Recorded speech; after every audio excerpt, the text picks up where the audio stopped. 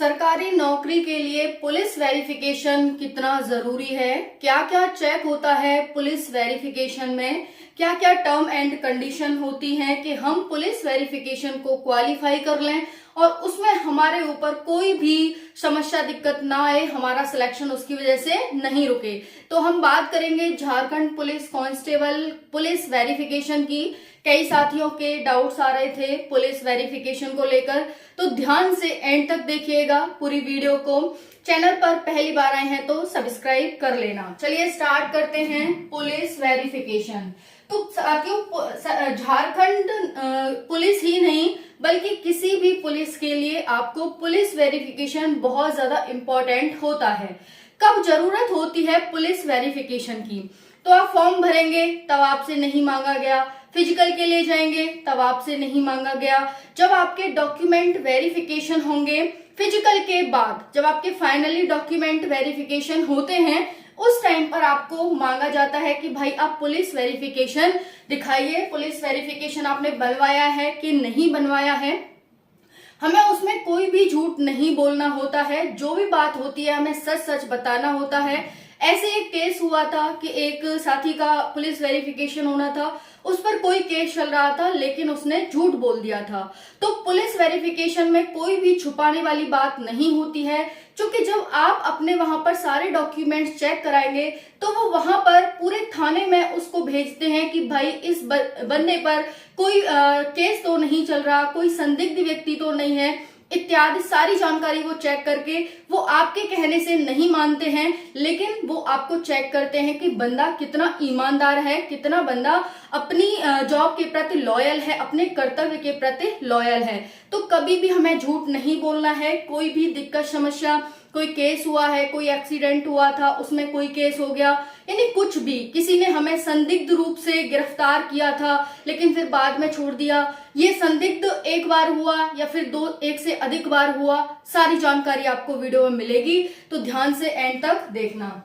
देखिए, पहला है कि कौन से केस है जिस पर कोई भी प्रभाव नहीं पड़ता है हमारी नौकरी पर। अगर हमारे ऊपर केस हो जाता है और हमारे ऊपर कौन से कारण है जिन पर प्रभाव नहीं पड़ता है, हम क्वालिफाई कर जाते हैं, और कौन कौन से कारण हैं जिसकी वजह से हमारी नौकरी रुक सकती है। ठीक है साथियों, तो बात करेंगे, ध्यान से देखना। पहला है एफआईआर। अगर आपके खिलाफ जैसे कोई भी हो जाता है, गांव मोहल्ले में लड़ाई हो गई भाई, तो सबसे पहले वो क्या है, उसी बंदे का नाम लिखवाते हैं जो कि सरकारी नौकरी की तैयारी कर रहा है। उन्हें पता है कि भाई बंदा रुक जाएगा, है ना, दुश्मन तो है ही, तो दुश्मन कैसे सरकारी नौकरी में जा सकता है, तो सबसे पहले उसका नाम लिखवाइए, है ना। आपके आसपास मोहल्ले में भी ऐसा हुआ होगा, कमेंट में जरूर बताना। तो अगर आपके पास आपके ऊपर कोई एफआईआर हो गई है और आप सरकारी नौकरी की तैयारी कर रहे हैं, सबसे पहले ध्यान रखना, आप सरकारी नौकरी की तैयारी कर रहे हैं तो आपको ऐसे केस से बहुत ही दूर रहना है।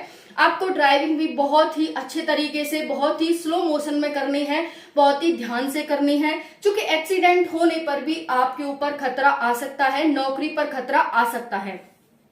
तो अगर आपके ऊपर कोई एफआईआर हो गई है या फिर कोई केस पेंडिंग पड़ा है, कोई पेंडिंग पड़ा है भाई, किसी ने कर दिया, उस पर कोई भी सुनवाई नहीं हो रही है, तो आपके ऊपर कोई प्रभाव नहीं पड़ेगा। समझ में आ गया। संदिग्ध रूप में गिरफ्तार किया गया है, आपको क्या किया गया है, संदिग्ध रूप में गिरफ्तार किया गया है कि भाई ये व्यक्ति इस तरह से वहां पाया गया था, चाहे आप उसमें संलिप्त नहीं थे, लेकिन आपका नाम वहां पर चला गया है कि आपको गिरफ्तार कर लिया गया है। अगर ऐसा एक बार हुआ है तो कोई प्रभाव नहीं पड़ेगा आपकी नौकरी पर, लेकिन अगर एक से अधिक बार हो रहा है तो कहीं ना कहीं आप उसमें संलिप्त थे। समझ में आ रहा है ये? क्योंकि कहते हैं ना, गलती एक बार हो जाती है फिर बार बार नहीं होती, उससे हमें सबक लेना चाहिए कि भाई ऐसी जगह पर अगर हमें बिना बात के गिरफ्तार किया गया तो हम ऐसी जगह पर नहीं जाएंगे। या फिर साथियों, कहते हैं ना कि जब आग लगी होती है तो आसपास भी आंच फैल ही जाती है, कुछ ऐसा, तो आप समझ सकते हैं। ठीक है। और ये भी है कि भाई चून के साथ घुन भी पिस जाता है ना, तो वो वाली बात है। अगर एक बार हुआ है तो कोई प्रभाव नहीं पड़ेगा, अगर एक से अधिक बार हुआ है तो फिर आपके ऊपर समस्या आ सकती है।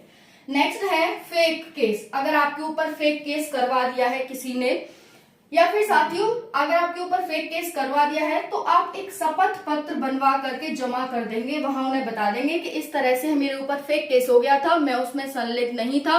तो वहां पर क्या है कि आप उस शपथ पत्र को वहां जमा करवा देंगे, फिर वो चेक करके आपको मान लेंगे कि हाँ बंदा सही बोल रहा है और ऐसा कुछ इसके साथ नहीं हुआ था। ठीक है, तो ये तो वो केस थे जिन पर कोई प्रभाव नहीं पड़ेगा आपकी नौकरी पर।